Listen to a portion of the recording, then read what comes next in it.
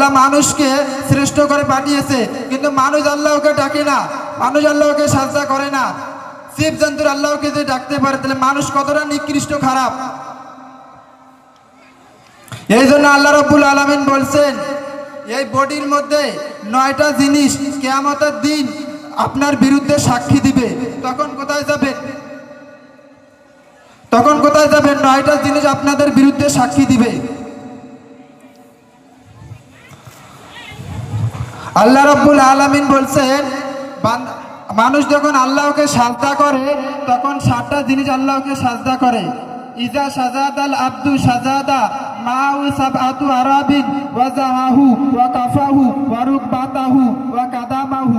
মানুষ যখন সাজদা করে, এই কপালটা আল্লাহকে সাজদা করে। মানুষ যখন সাজদা করে, তখন এই নাক আল্লাহকে সাজদা করে, 2 হাত আল্লাহকে সাজদা করে, 2 পা আল্লাহকে সাজদা করে, 2 হাঁটু আল্লাহকে সাজদা করে।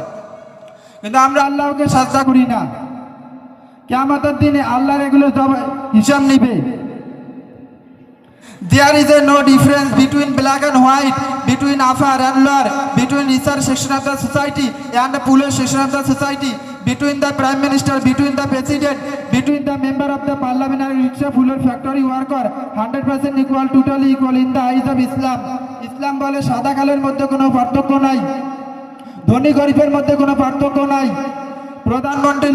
প্রধানমন্ত্রীর সাথে কোনো পার্থক্য নাই।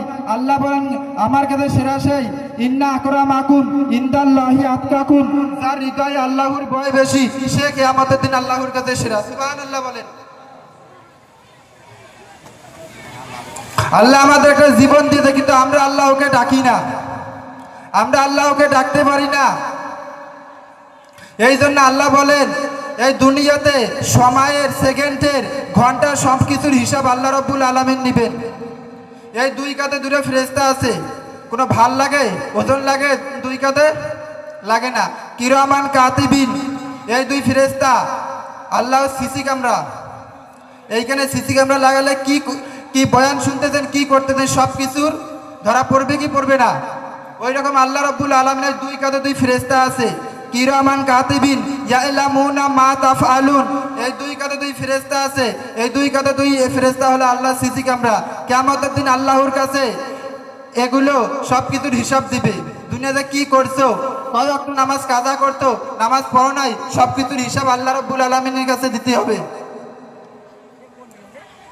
এই জন্য আল্লাহ রাব্বুল আলামিন বলেন, হাদিস শরীফের মধ্যে আছে, মানুষ যখন মারা যায়, মারা যাওয়ার 40 দিন আগে আজরাইল ফেরেশতা, আল্লাহ আজরাইল ফেরেশতাকে পাঠিয়ে দেয় যে ওই বান্দারা 40 দিন সময় আছে, ওই বান্দার কাছে যাও, ওই বান্দাকে গিয়ে বলো ওরা 40 দিন সময় আছে। তো আজরাইল ফেরেশতা আসে, ওই বান্দাকে বলে, এ বান্দা, তোরা 40 দিন সময় আছে, এখনো তওবা কর, এখনো তওবা কর, এখনো ভালো হ, কারণ 40 দিন পর তোকে দুনিয়ার থেকে সে বিদায় নিতে হবে, আর 40 দিন সময় আছে। এ কথা বলে আজরাইল ফেরেশতা চলে যায়।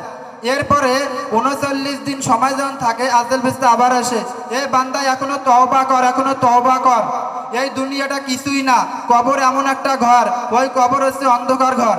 কবর 4টে কথা বলে। কবর কয়টা কথা বলে? কয়টা কথা বলে?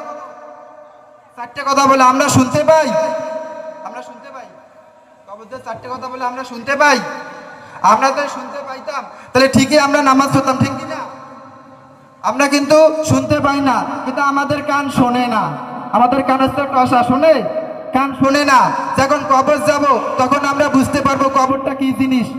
কবর যাওয়ার পর অনেকে বলবে, আল্লাহ আমাকে আর একটা চান্স দাও দুনিয়াতে যাওয়ার, এবার দুনিয়াতে গিয়ে আমি নামাজ পড়বো, তোমার যে হুকুম হাকামগুলো আছে এগুলো আমি পালন করব।